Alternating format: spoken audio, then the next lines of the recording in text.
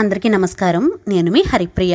Welcome to my channel. ఇవాల్టి వీడియోలో కృష్ణాష్టమి రోజున శ్రీకృష్ణుణ్ణి ఏ విధంగా పూజ చేసుకోవాలి, స్వామివారికి ముఖ్యంగా ఏమేమి నైవేద్యాలు సమర్పించాలి, ఉపవాసం ఎలా ఉండాలి, ఇవన్నీ కూడా చాలా డీటెయిల్డ్గా ఇవాల్టి వీడియోలో తెలుసుకుందాం.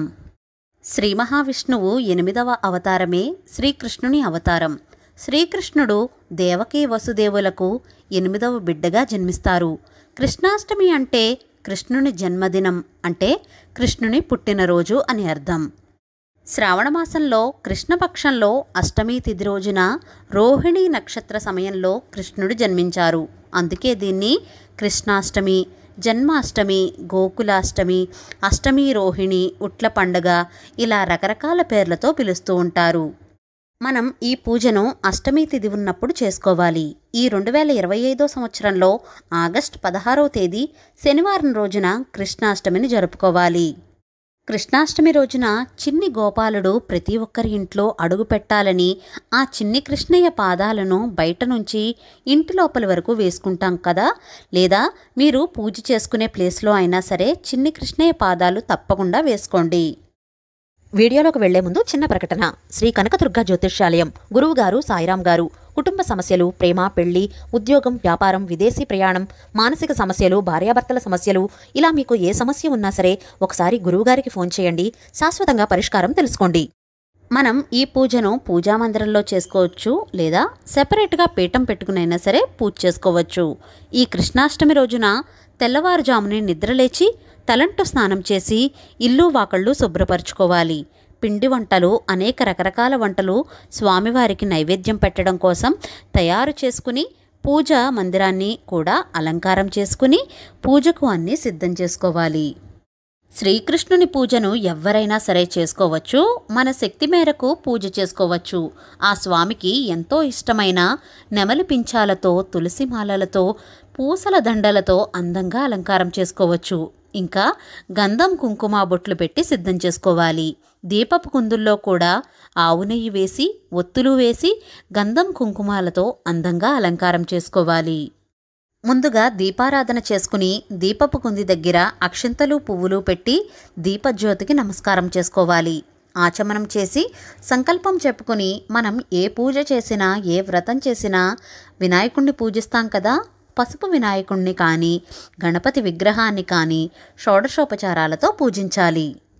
అంటే ధ్యానం, ఆవాహనం, ఆసనం, పాద్యం, అర్ఘ్యం, స్నానం, వస్త్రం, యజ్ఞోపవీతం, గంధపుష్ప అక్షింతలు సమర్పించి ధూపం, దీపం కూడా చూపించి నైవేద్యంగా చిన్న బెల్లం ముక్కను కానీ 2 అరటిపళ్లను కానీ నైవేద్యం పెట్టి మంగళహారతి ఇవ్వాలి. ఇక్కడతో గణపతి పూజ పూర్తవుతుంది. ఇప్పుడు ఆ చిన్ని కృష్ణయ్య పూజను మొదలుపెట్టాలి. ఆ చిన్ని కృష్ణయ్యను కూడా షోడశోపచారాలతో పూజించాలి. వినాయకుడికి ఏ విధంగా అయితే షోడశోపచారాలతో పూజించామో సేమ్ అవే ఉపచారాలతో చిన్ని కృష్ణయ్యను కూడా పూజించాలి. మీరు అభిషేకం కావాలంటే అభిషేకం కూడా చేసుకోవచ్చండి. మంచినీరును కొద్దిగా గోరువెచ్చగా చేసి వాటితో అభిషేకం కూడా చేసుకోవచ్చు. ఆ తర్వాత ఆవు పాలు, ఆవు పెరుగు, ఆవు నెయ్యి, కొబ్బరి నీళ్లు, పంచదార, తేనె, పండ్ల రసాలు ఇలా పంచామృతాలతో వేటితో అయినా సరే అభిషేకం చేసుకోవచ్చు. ఇక్కడ నేను ఒక్క ఆవు పాలతో మాత్రమే అభిషేకం చేసుకుంటున్నాను. అభిషేకం చేసేటప్పుడు ఓం శ్రీ కృష్ణాయ నమః అనే మంత్రాన్ని జపిస్తూ అభిషేకం చేసుకోవాలి. ఇంకా ఈ పూజను ఎప్పుడు చేసుకోవాలి అంటే కనుక ఉదయం అయినా చేసుకోవచ్చు, లేదా పగలంతా ఉపవాసం ఉండి సంధ్యా సమయంలో ఈ పూజను చేసుకోవచ్చు, లేదా కృష్ణాష్టమి సమయంలో అంటే అర్ధరాత్రి 12 గంటల సమయంలో శ్రీకృష్ణుడు కంసుని చెరసాలలో జన్మించారు కాబట్టి ఆ సమయంలో అయినా సరే ఈ శ్రీకృష్ణ జన్మాష్టమి పూజను చేసుకోవచ్చు. కృష్ణాష్టమి అంటేనే ఒక పెద్ద పండుగ. మన హిందూ సాంప్రదాయాల్లో శ్రీకృష్ణుడు ఉండే ప్రత్యేకతే వేరు. తల్లులకు బాలకృష్ణునిగా, చిన్నవారికి చిలిపి కృష్ణునిగా, స్త్రీలకు గోపికా వల్లభునిగా, పెద్దలకు గీతాకారునిగా ఇలా ప్రతి ఒక్కరి మదిలో ఏదో ఒక రూపంలో ఆయన ఉంటూనే ఉంటారు. అందుకే శ్రీకృష్ణుని జన్మదినం అంటే మనందరికీ ఎంతో ఇష్టమైన పండుగ.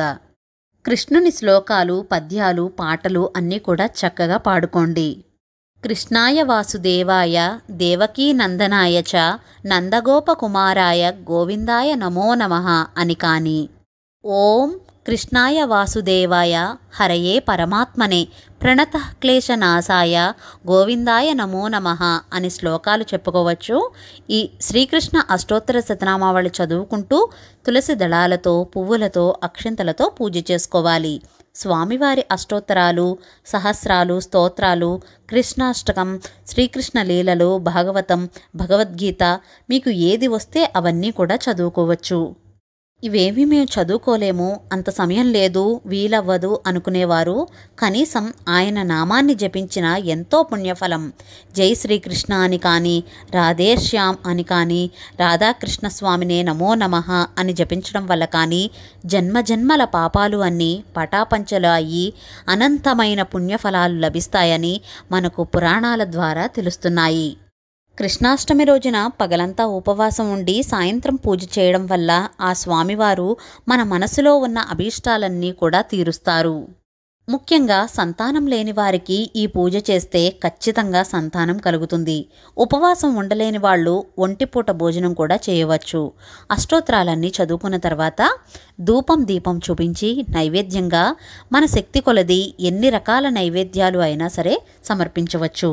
కృష్ణునికి 56 రకాల నైవేద్యాలను సమర్పిస్తూ ఉంటారు. అన్ని రకాల నైవేద్యాలు పెట్టలేకపోయినా సరే స్వామికి ఎంతో ఇష్టమైన పాలు, పెరుగు, వెన్న, అటుకులు, బెల్లం, పండ్లు, కాయం ఇలా మీకు ఏవి నైవేద్యం పెట్టాలనిపిస్తే అవన్నీ కూడా నైవేద్యంగా సమర్పించవచ్చు.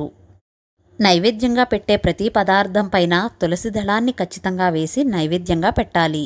చిన్ని కృష్ణయ్య పాటలు చక్కగా పాడుకుంటూ పంచహారతిని ఇవ్వాలి. వసుదేవసుతం దేవం కంసచాణూరమర్దనం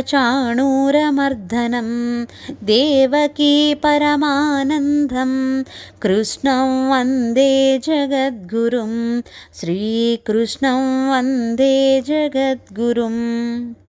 తర్వాత స్వామివారికి కర్పూర హారతిని కూడా సమర్పించాలి. ఇంకా మనస్ఫూర్తిగా స్వామివారికి దండం పెట్టుకోవాలి. సంతానం లేనివారు ఈ రోజున శ్రీకృష్ణుని పూజ చేస్తే కన్నయ్య ఉన్న ఉయ్యాలను ఊపడం వల్ల సంతానం ఖచ్చితంగా కలుగుతుంది. ఈ రోజున ప్రతి ఒక్క స్త్రీమూర్తి కూడా యశోదగా మారి ఆ చిన్ని కృష్ణుణ్ణి ఎంతో గారాబంగా చూసుకోవాలి. కొద్దిగా అక్షింతలు, పువ్వులు స్వామివారి పాదాల మీద వేసి నమస్కారం చేసుకోవాలి. మీకున్న సమస్యలు, కోరికలు అవన్నీ కూడా స్వామివారికి చెప్పుకోండి. ఈ విధంగా కృష్ణాష్టమి రోజున శ్రీకృష్ణుణ్ణి పూజించడం వల్ల 1,000,000 జన్మల పుణ్యఫలం లభిస్తుంది. సకల పాపాలు నశిస్తాయి. ధర్మార్థ కామమోక్ష ప్రాప్తి కలుగుతుందని స్కాంద పురాణంలో తెలుస్తోంది. ఒకవేళ ఇంట్లో పూజ చేసుకోలేని వాళ్ళు ఆలయాల్లో కృష్ణుని పూజ చేస్తారు కదా, వాటిల్లో కూడా పాల్గొనవచ్చు. ఆ స్వామివారి కరుణ, కృపా కటాక్షాల వల్ల వంశాభివృద్ధి కలిగి అష్టైశ్వర్య ప్రాప్తి కలగాలని మనస్ఫూర్తిగా కోరుకుంటున్నాను. ఈ విధంగా శ్రీకృష్ణ జన్మాష్టమి రోజున కృష్ణాష్టమి పూజనైతే ఇలా చేసుకోవాలి. మీరు కూడా కృష్ణాష్టమి రోజున తప్పకుండా కృష్ణుణ్ణి పూజించండి. ఆ కృష్ణయ్య కరుణ, కృపా కటాక్షాలు మనందరి మీద ఉండాలని మనస్ఫూర్తిగా కోరుకుంటున్నాను. ఇవాల్టి వీడియో మీకు నచ్చిందా? నచ్చినట్లయితే please like, share, subscribe to my channel. మరో సరికొత్త వీడియోతో మళ్ళీ కలుస్తాను. నేను మీ Haripriya. Thank you for watching.